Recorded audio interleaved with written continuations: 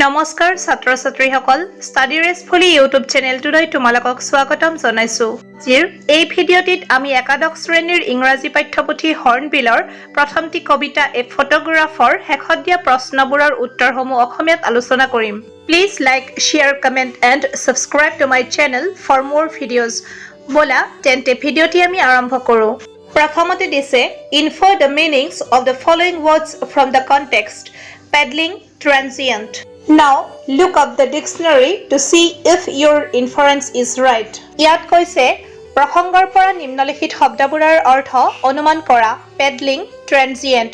এতিয়া তোমালোকৰ অনুমান সঠিক হয় নে নহয় অভিধানত চাই লোৱা। Answer: Paddling means wading or rowing a boat.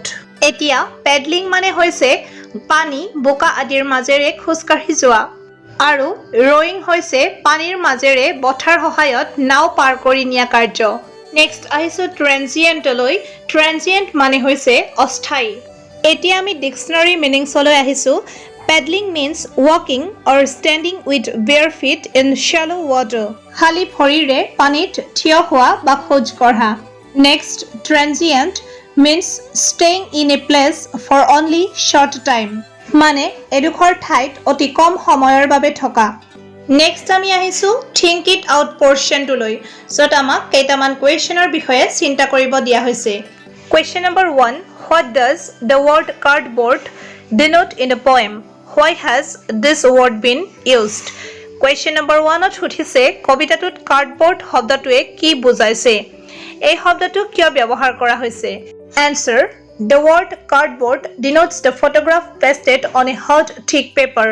This word has been used to refer to a practice in the past when photographs were pasted on cardboard and framed with a glass front to preserve them.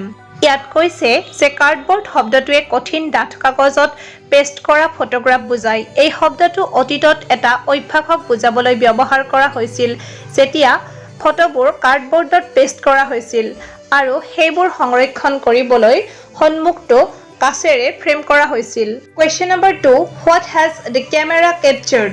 2 number প্ৰশ্নটোত সুধিছে কেমেৰাটোৱে কি আবদ্ধ কৰিছিল?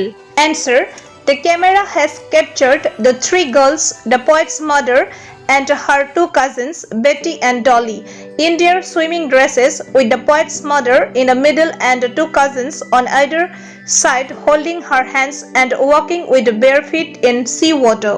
ইয়াত কৈছে যে কেমেৰাটোৱে 3জনী ছোৱালীক আবদ্ধ কৰিছিল কবিৰ মাক আৰু তেওঁৰ 2জনী সম্পৰ্কীয় ভনী বেটি আৰু ডলি। তেওঁলোকে ছুইমিং ড্ৰেছ পৰিধান কৰিছিল আৰু 3 ভনীৰ মাজত কবিৰ মাকে মাজত আছিল। দুয়োফালে 2জনী সম্পৰ্কীয় ভনীয়ে তাইৰ হাতত ধৰি সাগৰৰ পানীত খালী ভৰিৰে খোজকাঢ়ি আছিল। Question number 3, what has not changed over the years? Does this suggest something to you? 3 number প্ৰশ্নত সুধিছে বছৰ বছৰ ধৰি কি পৰিৱৰ্তন হোৱা নাছিল? এইটোৱে তোমালোকক কিবা পৰামৰ্শ দিয়ে নেকি? Answer: The sea has not changed over the years.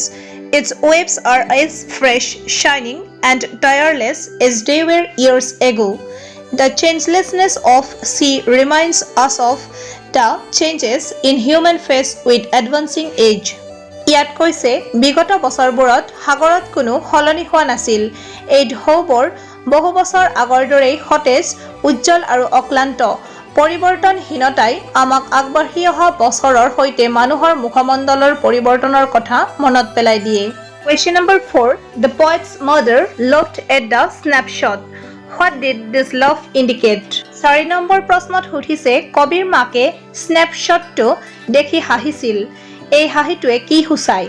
Answer: This love indicated her joy at remembering an incident connected with her past life when she was quite young and free from the tensions and worries of life. এই হাঁহিটোৱে তেওঁৰ অতীত জীৱনৰ সৈতে সম্পৰ্কিত এটা ঘটনা মনত পেলাই আনন্দিত হোৱাৰ ইংগিত দিছিল যেতিয়া তেওঁ যথেষ্ট সৰু আছিল আৰু জীৱনৰ চিন্তাৰ পৰা মুক্ত আছিল। Question number 5, what is the meaning of the line both right with the labored ease of loss? 5 number প্ৰশ্নটোত সুধিছে both right with the labored ease of loss শাৰীটোৰ অৰ্থ কি? Answer: The sea holiday and the laughter of the poet's mother are incidents of the past. There is a sense of loss associated with them.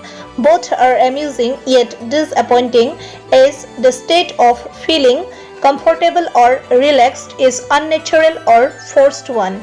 This sense of loss is quite painful to bear. C holiday আৰু কবিৰ মাকৰ হাঁহি অতীতৰ ঘটনা আছিল। তেওঁলোকৰ সৈতে ক্ষতিৰ এক অনুভূতি জড়িত আছে। দুয়োটাই আমোদজনক কিন্তু হতাশাজনক, কিয়নো আৰামদায়ক বা চিন্তামুক্ত অনুভৱ কৰাৰ অৱস্থা অস্বাভাৱিক বা বলপূৰ্বক। এই ক্ষতিৰ অনুভূতি সহ্য কৰাটো যথেষ্ট বেদনাদায়ক। Question number 6. What does this circumstance refer to? 6 number প্ৰশ্নত সুধিছে this circumstance বা এই পৰিস্থিতিয়ে কি বুজায়? Answer. This circumstance refers to the death of the poet's mother. This circumstance বা এই পৰিস্থিতিয়ে কবিৰ মাতৃৰ মৃত্যুক বুজায়। Question number 7 and the last question. The three stanzas depict three different phases. What are they? 7 number প্ৰশ্নত সুধিছে তিনিটা ষ্টেঞ্জা বা স্তবকত তিনিটা পৃথক পৰ্যায় দেখুওৱা হৈছে, সেইবোৰ কি? Answer. Number 1. The girlhood of the poet's mother, the period before the birth of the poet. Number 2. Her middle age, the period during the childhood of the poet. Number 3. Period after the death of the poet's mother. 1 number কবিৰ মাকৰ ছোৱালীকাল বা কবিৰ জন্মৰ আগৰ সময়। 2 number তেওঁৰ মধ্য বয়স বা শৈশৱকালৰ সময়ছোৱা। 3 নম্বৰ কবিৰ মাকৰ মৃত্যুৰ পিছৰ সময়। আজিৰ ভিডিঅ'টোত এইখিনি আছিল। তোমালোকে যদি এই কবিতাটিৰ সাৰাংশ অসমীয়াত চাব বিচৰা তেতিয়াহ'লে প্লেলিষ্ট বা ডেছক্ৰিপশ্যন বক্সত গৈ চেক কৰিব পাৰা। থেংক ইউ ফৰ ৱাচিং।